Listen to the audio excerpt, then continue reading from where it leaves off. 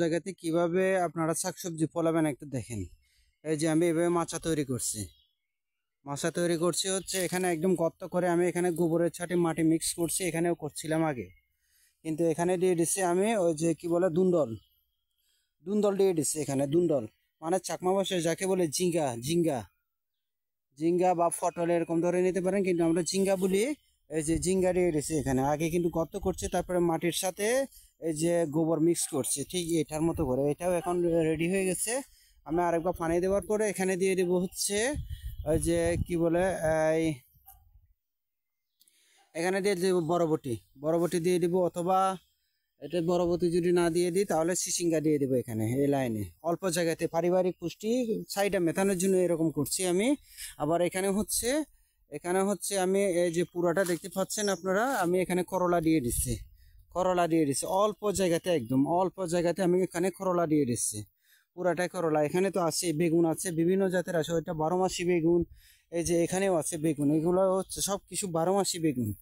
এই যে 12 মাসি বেগুন দিয়ে দিচ্ছি, 12 মাসি বেগুন দেখতে পাচ্ছেন আপনারা। ওই যে নিচ থেকে গোড়া থেকে ধরছে, এটা কিন্তু 12 মাসি, একদম সারা 12 মাস থাকবে।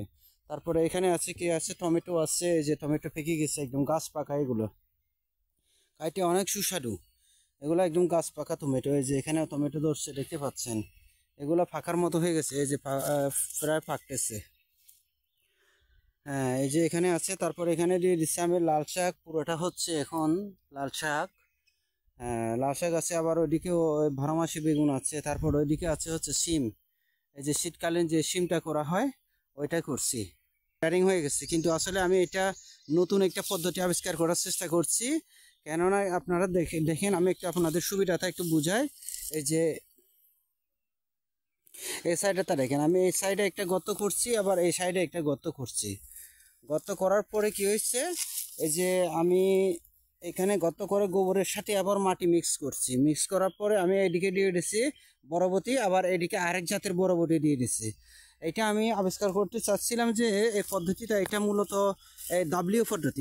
এই যে আপনারা দেখতে পাচ্ছেন, এটা হচ্ছে মাঝখানেরটা, ওইদিকে একটা উঠে গেছে, এদিকে একটা উঠে গেছে।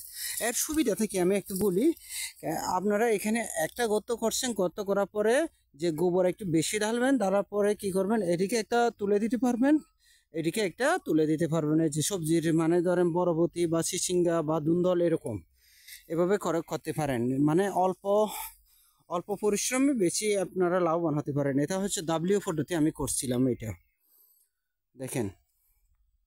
তারপর আবার আমি এখানে দিয়ে দিচ্ছি যে আমাদের চাকমা ভাষায় বলে দুমরসুমি বলে। এই যে এগুলো আমি পলিব্যাগ করছিলাম, পলিব্যাগ করার পরে আবার এখানে এই যে ফাঁকে আমি এগুলো দিয়ে দিচ্ছি।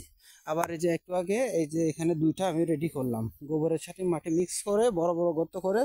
এখানে আমি ওই যে চাকমা ভাষায় বলে দুমরসুমি মানে সিম জাতীয়। তারপর এখানে আছে আমাদের শীতকালীন সবজি, এখানে আম গাছ আছে, এই যে শীতকালীন এটা কি শীতের সিম বলে।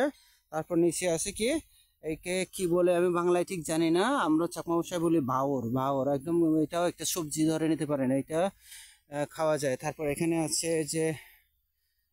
আছে হচ্ছে এই যে শীতকালীন সিমের সাথে আবার করলাও আছে। হ্যাঁ করলা এখানেও করছিলাম।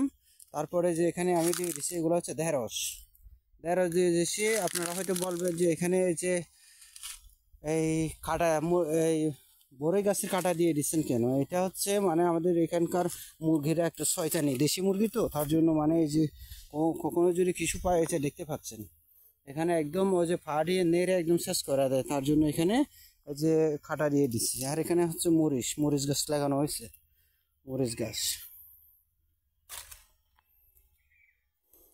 এটা হচ্ছে বেগুন, এই যে বেগুন আছে দেখতে পাচ্ছেন, একদম টাটকা বেগুন। এই যে টাটকা বেগুন আছে, এই যে একটু আগে এখান থেকে আমি খাইলাম, একদম না ধুয়ে খাইছি। কারণ এখানে আমার সব সময় ডেলি বিকালবেলা আমি প্রতিদিন আমি পানি দিয়ে দিই আমার বাগানে। এই যে পদ্ধতির বাগানটা দেখেন অনেক সুন্দর হয়েছে, মানে কিছুদিন পরে আবার এখানে গজাবে, এই যে সিম আসবে, এগুলো অনেক লম্বা হয়ে গেছে।